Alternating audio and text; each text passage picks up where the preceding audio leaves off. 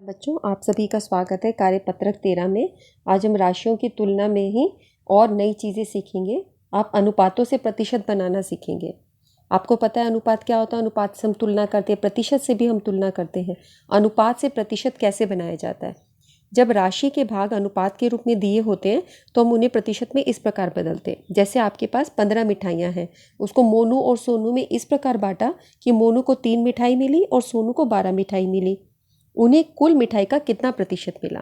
तो अगर मैं आपसे पूछूं बच्चों सोनू को कितनी मिठाई मिली तो आप बोल दोगे 12। लेकिन मैं बोलूं सोनू को कितना प्रतिशत मिठाई मिली, तब आप सोच में पड़ जाओगे। मोनू को कितना प्रतिशत मिठाई मिली, आप सोच में पड़ जाओगे कि 3 मिठाई तो मिली है लेकिन वो कितना प्रतिशत है। तो आप किस प्रकार प्रतिशत में बदलते हो? देखिए, आपने मोनू को लिखा कि 3 मिठाई दी है तो 3 बटा कुल मिठाई नीचे लिखी जाती है, यानी 3/15 लिखा जाता है।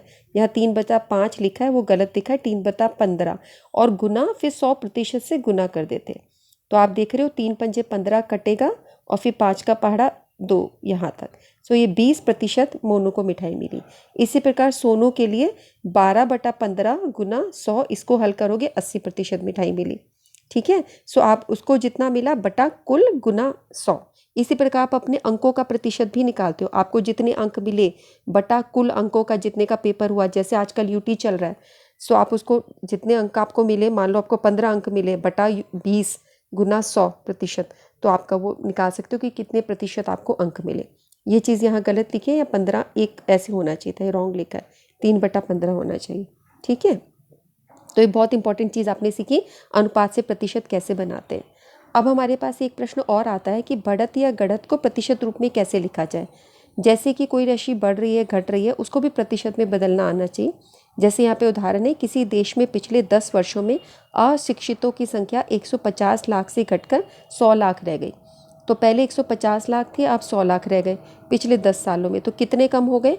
150 में से 100 घटाओगे तो आपके पास बचा 50 लाख। 50 लाख कम हो गए। घटने का प्रतिशत निकालना है। घटे कितने? 50 लाख। लेकिन अब उसको प्रतिशत में कैसे बदलेंगे? तो प्रतिशत में बदलने के लिए ये सूत्र का इस्तेमाल करोगे आप कि राशि में परिवर्तन प्रारंभिक घटत बटा प्रारंभिक राशि घटत। ये जो आपका घटत हुआ वो 50 हुआ बटा 150 गुना 100। तो जो चेंज आया है लाइफ में, प्रतिशत में जो चेंज है वो ऊपर लिख दोगे, चाहे वो बढ़ने का हो चाहे घटने का हो, और नीचे कुल लिख दोगे। शुरू की जो राशि थी, यहाँ पे कुल तो कोई नहीं है, कुल जो स्टार्टिंग की जो थी जिससे आपने शुरू किया था, तो वो 150 की थी, तो 150 नीचे रहेगा गुना 100%। इसको हल कर दोगे, 0 से 0 कटा, 5 तिया 15, 100/3 आया। 100/3 को जब भाग करते हो तो 33 सही 1/3 आता है। देखो ये 100 है आपका। मैं आपको 100/3, कुछ बच्चों को ये मिश्रित भिन्न में लिखना नहीं आता, वो एक बार मैं जल्दी से बता देती हूँ। जैसे 100/3% आया आपका, आपने आप 50 का पहाड़ा 3 तक काटा, सो ये 100/3 आ गया। ये ठीक है। अब इसको कैसे हल करते हैं? हम 100 को 3 से भाग करते हैं। 3 तिया 9, 10 आ गया। फिर 3 तिया 9, 10 आ गया। अब ये तो चलता ही रहेगा, दशमलव लगाओ 0 0। आप देख रहे हो ये एक एक बचता जा रहा है। मैं डेसिमल लगाऊंगी, यहाँ 0 आ जाएगा, 3 3 9, यही चलते रहेगा। तो यानी 33.33%। लेकिन ऐसे कैसे लिखते हैं? अगर तुम यहाँ पे शेषफल छोड़ देते हो तो पहले तुम ये लिखते हो 33 अंक, ये 33 लिख दिया। फिर जो ये शेषफल है उसको लिखते हो। ठीक है, उसके बाद जिससे भाग कर रहे हो उसको लिखते हो। तो यानी पहले 33 लिखा, फिर ये शेषफल लिखा, फिर ये लिखा, यानी 33 ये शेषफल और एक ये। तो ये तुम्हारा प्रतिशत में हो गया। यहाँ पे फिर पीछे प्रतिशत का निशान लगा दो। इस प्रकार से हमने 100 को 3 से भाग किया है। ये हमारी मिश्रित भिन्न है। अच्छा, एक और प्रश्न देखते हैं, क्रय और विक्रय।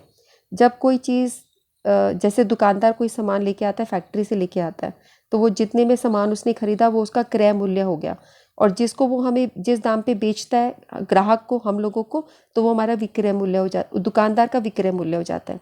हमारा क्रय मूल्य है वो। जिस मूल्य पर दुकानदार ने वस्तु खरीदी वो क्रय मूल्य होता है।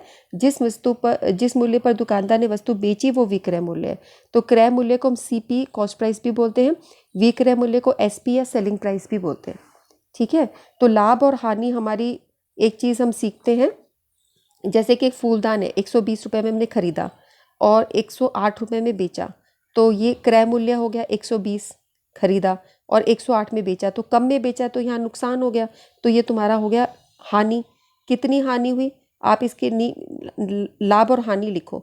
तो यहाँ पे क्या हो रहा है, पहले वाले केस में हमको हानि हो रही है, कितनी लाभ कितनी हानि हो रही है।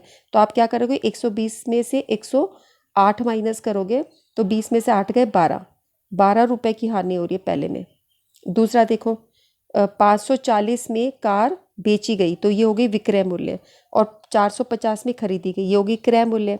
तो आपने ज़्यादा में बेची, कम में खरीदी, तो यहाँ आपको लाभ हो रहा है। कितना लाभ हो रहा है, दोनों को घटा दो। 540 में से 450 घटाओ तो आपके पास आएगा 90 रुपये, है ना। 450 में 90 जोड़ देंगे तो 540 आता है। उसके बाद एक साइकिल 1000 रुपये में खरीदी और 1000 में बेच दी, तो ना तो यहाँ पे लाभ हुआ ना यहाँ पे हानि हुआ, ना लाभ ना हानि, क्योंकि उतने में ही बेची और उतने में ही खरीदी। तो लाभ और हानि हमारी किस पे डिपेंड करती हैं, तुम्हारी क्रय मूल्य विक्रय मूल्य पे।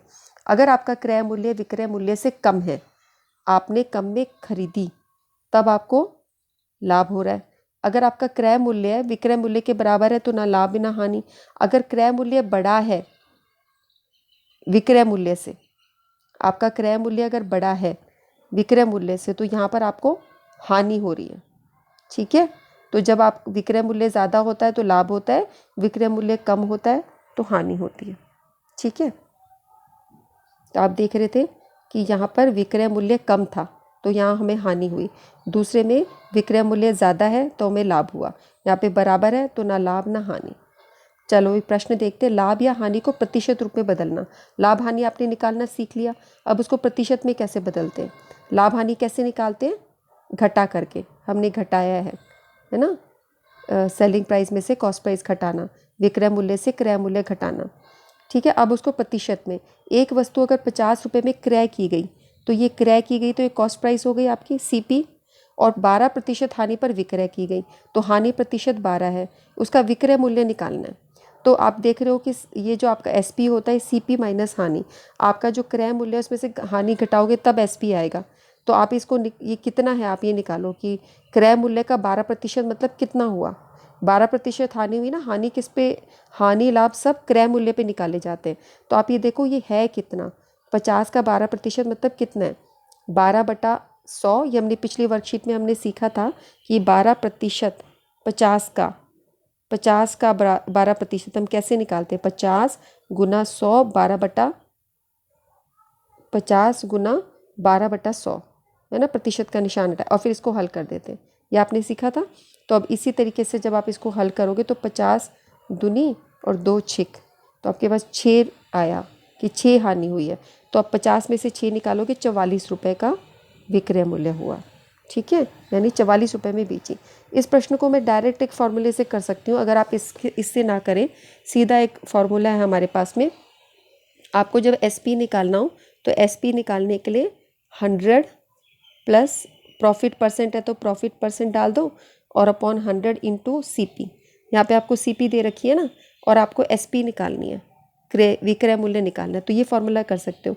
लेकिन ये तुम्हारा लाभ प्रतिशत में हुआ, इसी को हानि प्रतिशत में कर सकते हैं, इसको हटा दिया और इसी फॉर्मूले में यहाँ पे माइनस, जहाँ प्लस था वहाँ माइनस हो गया, लॉस लगा दो, यहाँ पे हानि प्रतिशत कर दो, घटा दो, लॉस यानी हानि, हानि का प्रतिशत लिख दो। तो अब इसमें जब मैं करूँगी तो ये बनेगा 100 माइनस हानि कितनी है 12%, तो 100 माइनस 12/100 गुना, और आपका विक्रय ये क्रय मूल्य कितना है 50। तो मैंने सारी वैल्यू डाल दी, ठीक है। अब मैं इसको साफ कर देती हूँ। अब इसे हल करके देखो, इसे हल करोगे तो 100 में से 12 गए तो तुम्हारे पास बचा 88/100 गुना 50। अब इसको हल करो, 50 दूनी और ये 44, देखो 44 आंसर आ गया, सीधा सीधा आपका एसपी निकल आया। तो आप इस फॉर्मूले से भी कर सकते हो, ये इतना लॉन्ग मेथड करने के बजाय अगर फॉर्मूला याद कर लोगे तो ये अप्लाई कर सकते हो। अच्छा, अगला प्रश्न हम देखते हैं।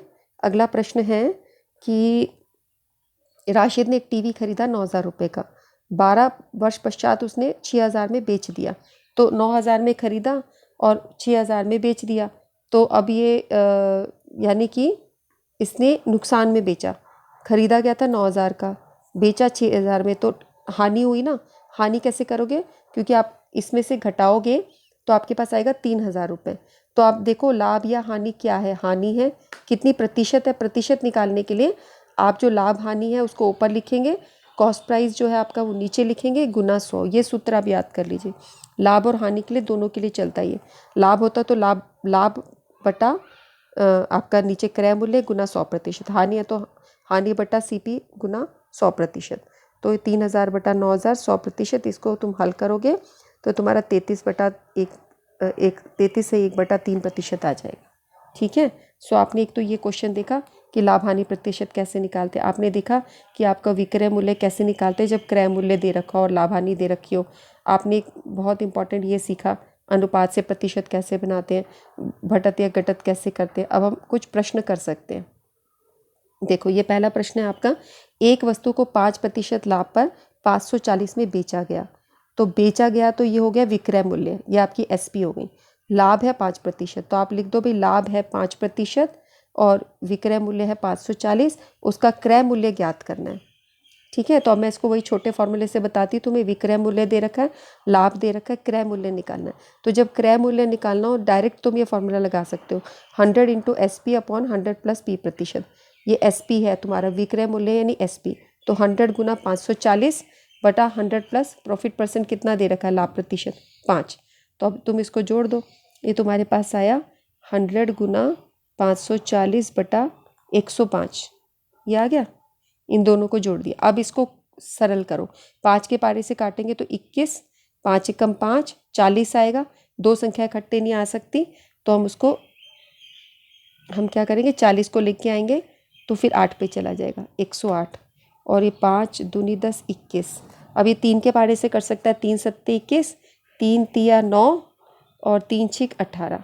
तो आपके पास आया 3600 बटा 7। अब नहीं कट सकता ना ये 100 और 36 को गुना कर दिया और 7 से भाग किया, तो तुम्हारे पास उत्तर आ जाएगा इसको भाग करने पे 514.28 रुपये। ये तुम्हारा हो गया क्रय मूल्य CP। ठीक है। अगला प्रश्न देखो, एक दुकानदार ने एक कुर्सी इतने में खरीदी तो एक क्रय मूल्य हो गया, और इतने में बेची ये विक्रय मूल्य हो गया। लाभ प्रतिशत निकालो। तो अब यहाँ पे लाभ हो रहा है हमें क्योंकि हमने ज़्यादा में बेची, तो पहले लाभ कितना हो रहा है इसको घटा करके निकालो, और प्रतिशत लगाने के लिए हम सूत्र का इस्तेमाल करेंगे। तो क्रय मूल्य इतना है, विक्रय मूल्य इतना है। लाभ प्रतिशत निकालने के लिए विक्रय मूल्य से क्रय मूल्य घटा दो, 25 रुपये आ गया। तो लाभ प्रतिशत निकालने के लिए लाभ बटा, क्योंकि लाभ और हानि सब क्रय मूल्य पे निकाली जाती है, तो 25 बटा CP तुम्हारा 375 गुना 100। अब इसको हल कर लो। तो ये 5 के पारे से काटोगे, 5 पंजे 25, ये 5 सत्ते 35, फिर 5 पंजे 25, फिर 5 के पारे से 5 एकम 5, 5 एकम 5, 5 पंजे 25, तो पूरा 15, यानी 25 पूरा 15 पे चला गया, तो 375। 15 और 100 ये भी आपस में कट सकते हैं। सो 5 तिया 15, ये आ गया 20। सो अब तुम्हारे पास 20 और 3 ये नहीं कर सकते, तो अब तुमको इसको भाग करना पड़ेगा। 20 बटा 3 को भाग करो तो 3 छिक 18, दशमलव लगाया, फिर 3 छिक 18, ये चलता ही रहेगा। तो 6.6% ये तुम्हारा आ गया लाभ प्रतिशत जो हम निकाल रहे थे, 6.6%। हमने इसको छोड़ दिया, चलता जा रहा है। ठीक है। ये दशमलव शांत नहीं हो रहा, ये चलता ही जा रहा है, बार बार रिपीट कर रहा है। तो ये सूत्र मैंने बच्चों अभी इस्तेमाल किया, ये तुम्हें अच्छा लगा होगा। ये जब तुम्हें क्रय मूल्य निकालना है तो ये लगा दो, और हानि करनी है तो 100 माइनस हो जाएगा, बस सेम फॉर्मूले में माइनस लॉस % हो जाता है वो। और इसी तरह जैसे तुमने अभी मैंने एग्जाम्पल में यूज़ किया था, तो 100 प्लस प्रॉफिट %, 100 प्लस लाभ प्रतिशत, और जब हानि है तो 100 माइनस हानि प्रतिशत बटा 100 गुना क्रय मूल्य, तो सीधा विक्रय मूल्य निकल जाता है। ठीक है बच्चों। तो आप इसको वीडियो को लाइक करें, शेयर करें अपने फ्रेंड्स के साथ में, कमेंट सेक्शन में कमेंट करें कि आपको कैसा लगता है, और आप अपना ध्यान ज़रूर रखें। मेरी आप लोगों से रिक्वेस्ट है कि दिवाली के सीज़न में सब लोग बाहर ना निकलें, जिसको ज़रूरी है सिर्फ वही निकले, वही सबके लिए ख़रीदारी करके आ सकते हैं। पूरे परिवार की तरह मेले की तरह बाहर ना जाएं, क्योंकि कुछ खास दिन चल रहे हैं। आपदा के समय में वो सारे नियम नहीं लागू होते, कोई भगवान नाराज़ नहीं होते इन बातों से। आप अपने घर की सफाई करेंगे, आप अपना ध्यान रखेंगे, उससे भगवान बहुत खुश रहेंगे, है ना। God helps those who help themselves. अपनी मदद करनी है ना।